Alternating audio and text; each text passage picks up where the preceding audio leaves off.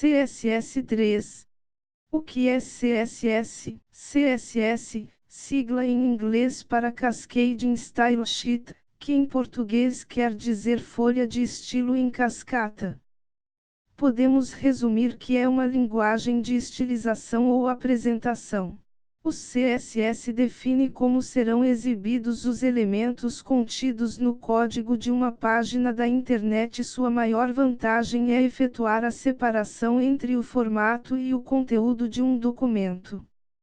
Com a evolução dos recursos de programação, as páginas da internet estavam adotando cada vez mais estilos e variações para deixá-las mais atrativas para os usuários. Diferença do CSS3.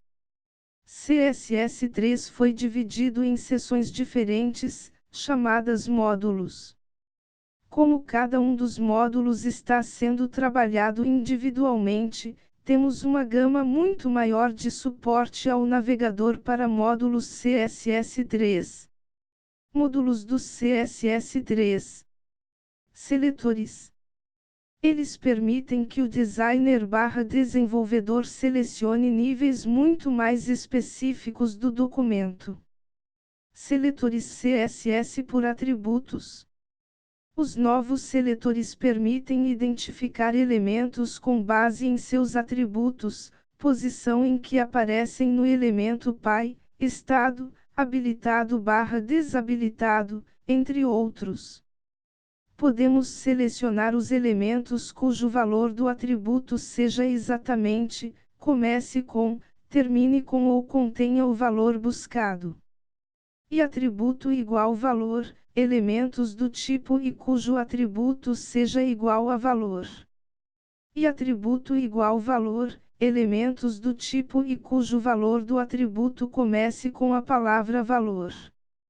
E atributo cifrão igual valor, elementos do tipo e cujo valor do atributo termine com a palavra valor. E atributo asterisco igual valor, elementos do tipo e cujo valor do atributo contenha a palavra valor. Estrutura do arquivo HTML. Sequência inicial da página.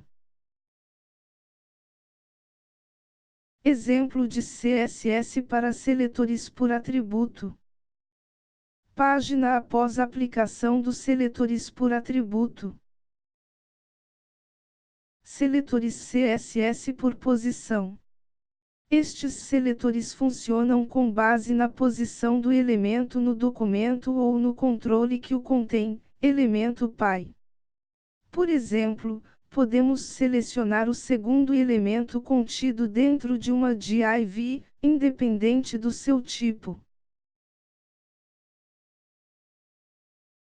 INTH-child, N seleciona o elemento do tipo e que seja o n-ésimo filho do seu elemento pai. INTH-lastChild, N semelhante ao anterior, mas começando a contagem de baixo para cima.